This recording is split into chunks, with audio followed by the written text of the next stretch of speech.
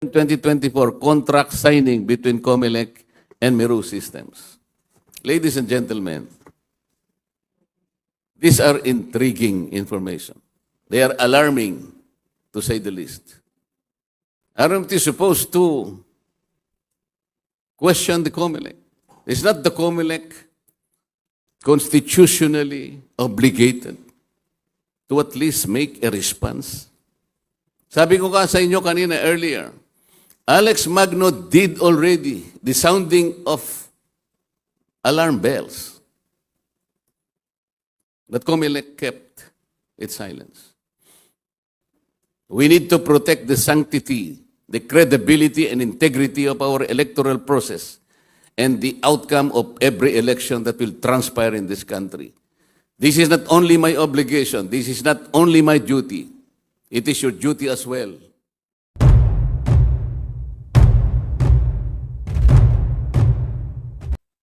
First of all, I'd like to thank all of you, all the members of media, for accommodating our call this morning. I'd like to believe that this is a very important matter to discuss with you, considering that for quite some time this representation has been waiting for some concrete answers from the COMELEC. I must inform you that I tried to ask several questions surrounding the procurement of the Meru technology from South Korea, but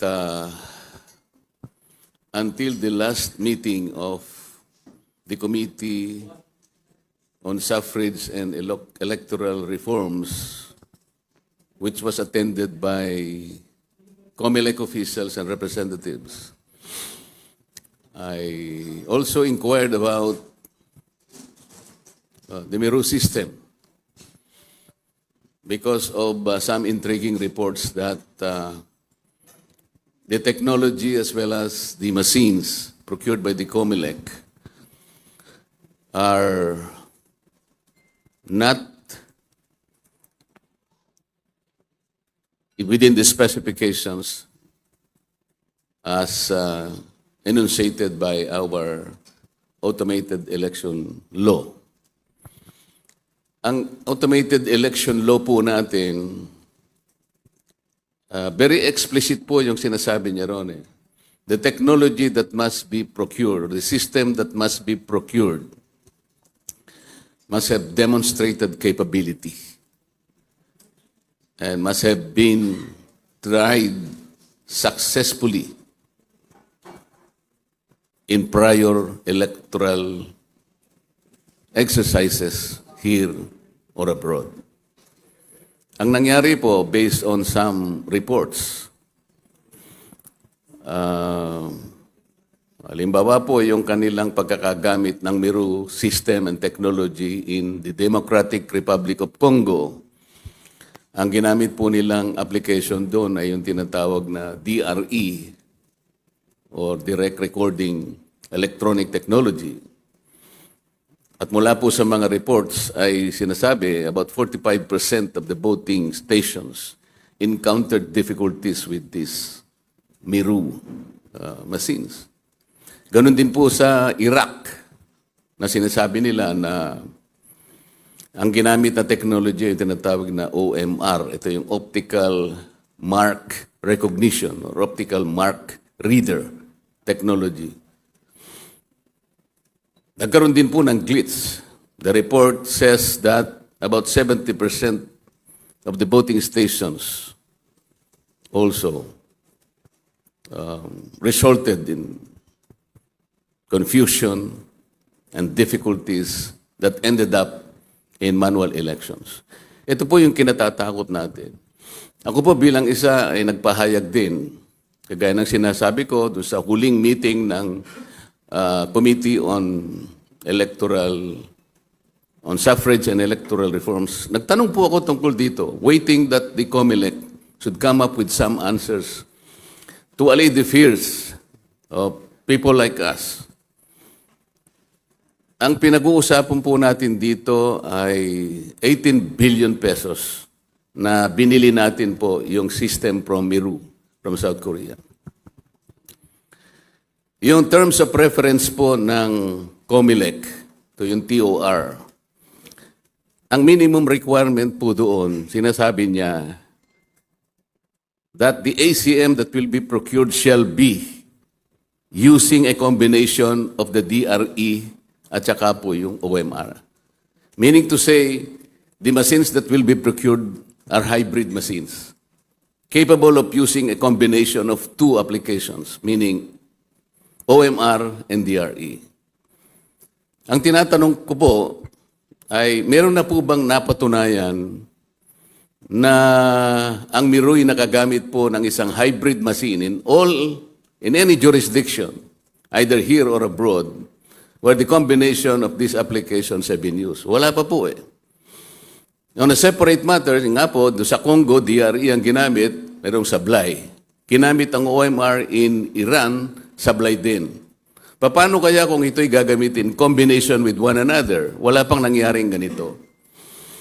So if there is no proof that the technology coming from Miru, and as well as the machines accompanying this, ay wala silang may papakita na katibayan na itong hybrid machine na ito will function in accordance with the terms of reference, then the COMELEC will be openly violating Republic Act 9369.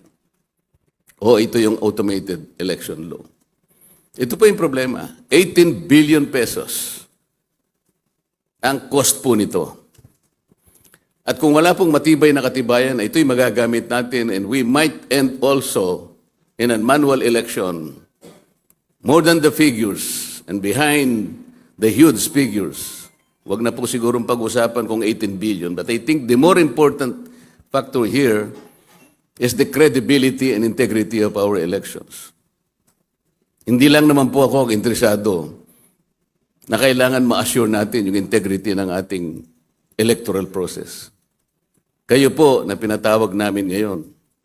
Lahat po tayo interesado to maintain clean, honest, orderly elections. Yung credibility and integrity of the elections, yun po is the primordial concern of all Filipinos like you. Eh bakit po nagkaroon po ng ganitong pag-uusap? First of all, I'd like to inform you that alam namin nyo siguro itong mga bagay nito sapagkat bukod sa akin, I think even before I started this crusade of asking the viability of the Miru system, si Mr. Alex Magno, kilala nyo siya, is a noted columnist in the Philippine Star. Basahin po ninyo yung kanyang mga articles. I believe he started in November 2023, and until May of this year, he wrote at least 8 articles sounding the alarm bells on Miru system. Pwede nga nating sabihin na si Alex Magno is the modern-day John the Baptist. The only voice crying in the wilderness. Pero kagaya ko din, hindi siya nakakuha ng sagot. The COMELEC preferred to be silent as the monument, for reasons only known to them. Ito po yung gusto nating sabihin. Ang Supreme Court po sa kanyang recent ruling, it ruled that the COMELEC committed grave abuse of discretion in disqualifying Smartmatic from the bidding process. Alam po ninyo ang nangyari. Even before the bidding took place, COMELEC disqualified Smartmatic on the mere information supplied by the Justice Department of the United States relating to a criminal investigation about the alleged irregularity in the procurement of AES at the time of 2016 election during the term of then Chairman Andres Bautista. So without hearing the side of Smartmatic, dinisqualify sila, depriving it of its right of due process. Tama po ba yun? So isa na lang po yung bidder, and therefore there was no competitive bidding. Ano po ang nangyari ron? If there is no competitive bidding, then COMELEC violated Republic Act 9184. Bukod doon, COMELEC violated their own internal rules and regulation, which describes in detail the bidding process. Dahil walang bidding na po eh. So ano po ngayon ang delikado? How can we assure the integrity of our election system? How can we assure the outcome of the 2025 elections? Ano po ba yung epekto ng decision ng Korte Suprema? When the Supreme Court ruled that COMELEC committed grave abuse of discretion. Ano po yung significance nun? Legally speaking, an act committed with grave abuse of discretion is void. It is non-existent. So the question is,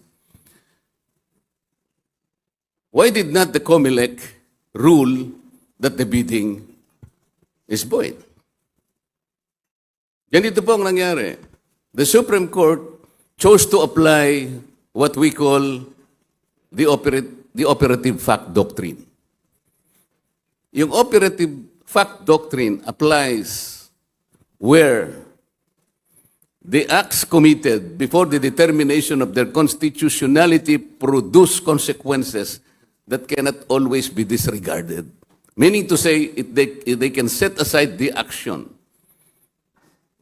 but the effects remain. Ang kinatatakutan po ng Supreme Court kasi, if it will rule that the bidding is null and void, then another bidding should be called.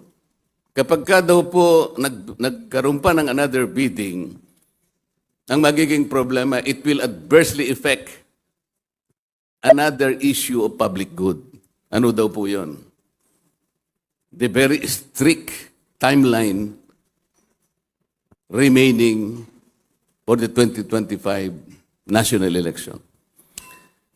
Parang yung, with all due respect to the Supreme Court, I think there is no basis for the apprehension. Bakit po? You will recall, yung 2010 elections natin, meron na lamang 10 buwan ang natitira nun. But we were able to conduct the election. Lalong-lalo naman noong 2016 elections. Noong 2016, the contract was awarded in September of 2015. 8 months na lang po ang natitira.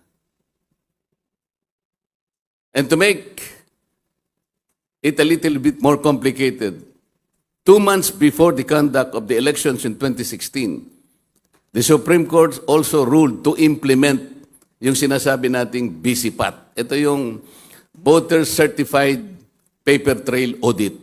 Sabi ng Supreme Court, you have to implement that. So the contractor worked for 2 weeks in order to adjust the voting machines.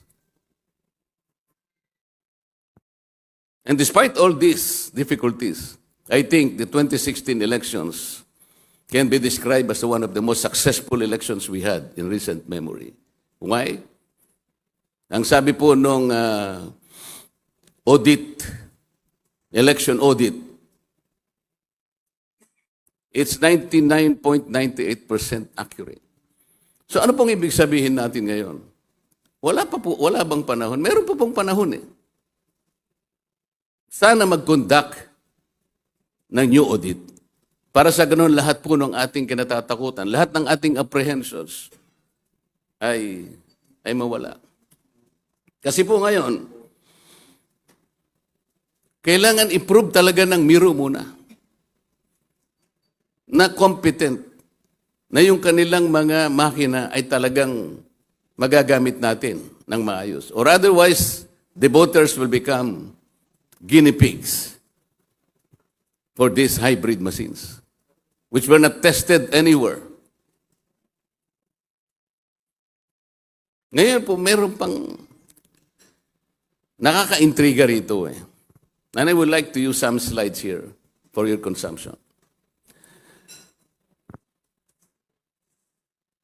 Some reports coming to the office of this representation. Is this slide available?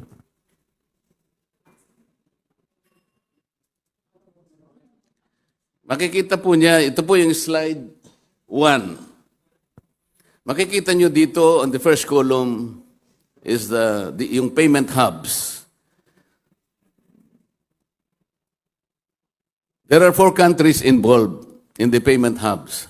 Singapore, China, Hong Kong, Caribbean, and North America. Kaya po sinabi nating hub, kasi Singapore, there are 6 banks. The second column. Sa last column, makikita po ninyo yung 6 na bangko. HSBC, OCBC, Citibank, NA, Standard Chartered Bank, Bank of America, DBS Bank. The number of accounts involved sa Singapore, there are 21 accounts. Sa China, tingnan po ninyo, there are 4 banks involved. Number of accounts, 7. Ang mga bangko in the last column, HSBC, China Bank NA, Bank of China, Bank of Shanghai. Caribbean, there are 6 banks. Number of accounts, 18. Ayun po, nandiyan ang mga pangalan ng bangko. UBS, Bahamas Limited, RCBC, Royal Bank, Cayman Island National Bank, CIBC, First Caribbean Bank, Butterfield Bank, Scotia Bank, Cayman Island. North America, there are 2 banks with 3 accounts, Bank of America and Chase Banks. There are total 18 banks and 49 number of accounts. Why do you need 49 offshore bank accounts? If the money involved here is not so huge, well, first of all, why do you need 49 banks? Offshore accounts. Are you supposed to move sizable amounts of money globally? Kaya kailangan mo ito. The most intriguing part here, ladies and gentlemen, is that these accounts are traceable to one COMELEC official. This is a work in progress. You must be patient with me, and you have to bear with me, because we're still verifying most of these accounts. But I will tell you that, if you go to the second slide, please. The second slide, the total offshore bank account worth 15.2 million or almost 1 billion pesos. Ito po yung totality ng 49 accounts, offshore accounts. And take note, at least 2.1 million or more than 120 million are deposits made from Korean bank accounts between 22 June 2023 to 22 March 2024. What is the significance of this covering period? 22 June 2023 to 22 March 2024. I will show you 5 accounts originating mainly from Korea. You should note that Miru system is from South Korea. Next slide, please. The third one. These are money transfers vis-a-vis certain milestones. Tingnan po ninyo yung date. June 22, 2023, ang depositor po ay 1 Stephen Schultz / Kyong Baek. Originating bank is Standard Chartered Bank, Jongro Main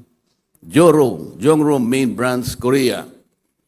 Yung recipient offshore account po is account number 5530198142761, Standard Chartered Bank, Singapore.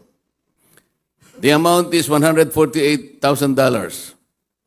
Ano po yung milestone? Meaning to say, ano yung katapat nito? On June 2023, COMELEC declared the previously procured and government-owned BCMs as unserviceable. Alam na po ninyo yung previously procured and government-owned BCMs. Kung kanino galing yun. On June 15, 2023, private petitioners filed a petition to disqualify a former BCM provider from the bidding process for the 2025 automated elections. Alam po natin na na-disqualify na siya. Next slide. Yung date po, titingnan nyo, is August 15, 2023. Yung depositor is a certain Hyun Do-yoon, originating bank, Woori Bank, Seoul, South Korea. Recipient offshore account number 7300083602150. Bank of Shanghai, China. Titingnan po ninyo na ang iniikutan nitong mga accounts na to ay 5 accounts ito, as you will see in the next slides. The amount, $157,350. Ang katapat na milestone, on July 21, 2023, COMELEC approved the terms of preference for the 2025 national elections. Pero the TOR was approved without convening the COMELEC Advisory Council. This is in violation of the Omnibus Election Code. August 23, 2023, Depositor Dai Xiong Han, originating bank KB Kookmin Bank, Seo-rin-dong, Seoul, Korea. Account number 3310457011274. Ito po magre-replicate sa in the next slides. HSBC Bank, Hong Kong. The amount $285,900. On August 10, this is the milestone, 2023, COMELEC and Bank issued an order directing its law department to comment on the petition for disqualification of Smartmatic. Please note that the COMELEC's own law department submitted its compliance arguing that there is no legal basis on prohibiting Smartmatic from participating in the bidding. Pero this is water under the bridge. Na-disqualify na Smartmatic. Next slide. Continuing transfers. Date, September 13, 2023. Depositor, Juan Lee. Sinhan Bank, Yowie, Dairo, Seoul, Korea. Account number, ito, lumas na po sa nakaraang slide. 3310457011274. HSBC Bank, Hong Kong. Amount $157,488. Milestone, September 2023. According to news reports, COMELEC begins market survey on potential bidders for 2025 national local elections. COMELEC has also claimed that as much as 10 companies have showed interest to bid for the contract to supply the automated election system and new BCMs. Pero hindi nangyari po yun, sapagkat sabi ko nga, isa na lang ang natira after disqualifying Smartmatic. 13 September 2023, Depositor Hee-jin Kang, KEB Hana Bank, Itaewon, Seoul, Korea. Account number 113850071425. OCBC, Singapore, is the recipient offshore account. Amount $188,540. Yun po yung dalawang milestone in the month of September.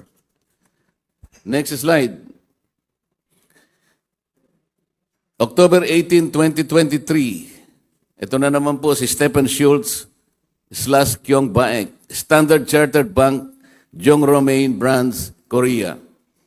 Account number, naulit na naman, 5530198142761, Standard Chartered Bank, Singapore.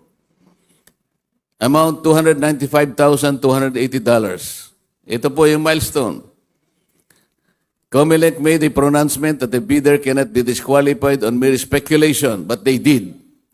which is consistent with government procurement rules. But after the deposit on October 18, COMELEC should later flip on this stance when it eventually issues on November 29, 2020, a resolution disqualifying its previous service contractor based on mere allegations in the U.S.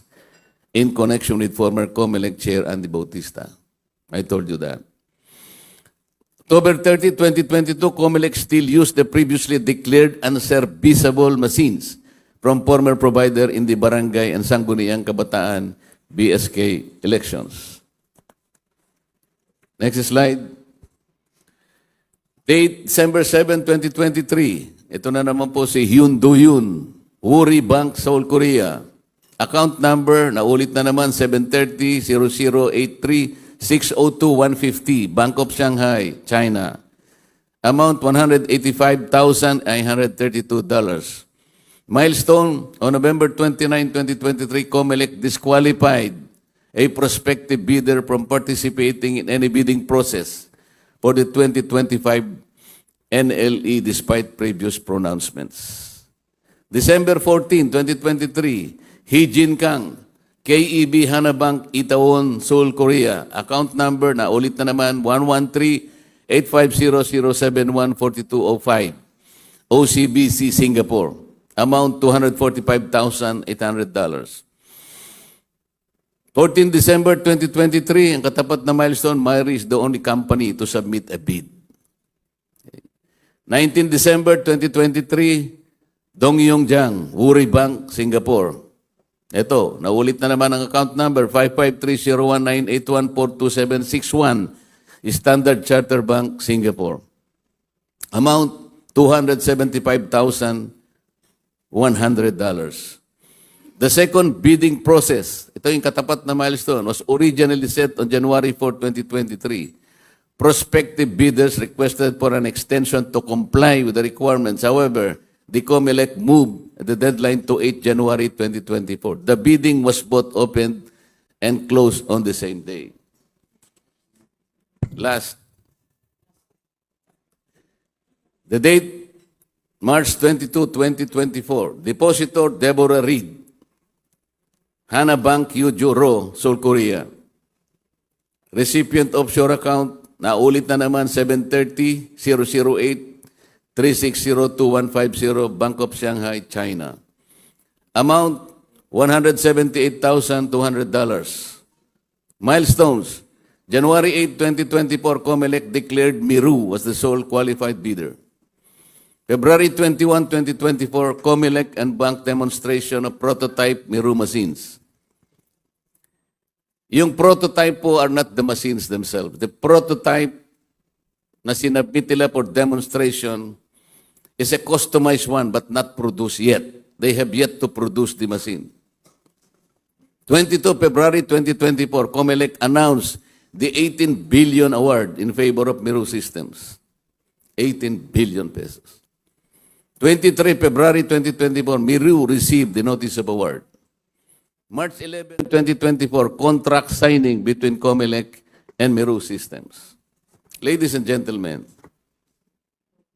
these are intriguing information. They are alarming, to say the least. Sabi ko sa inyo, this is a work in progress. We have yet to verify all this. There are 49 offshore accounts. Ang binanggit ko lamang po are those specifically originating from South Korea for obvious purposes. Aren't we supposed to question the COMELEC? It's not the COMELEC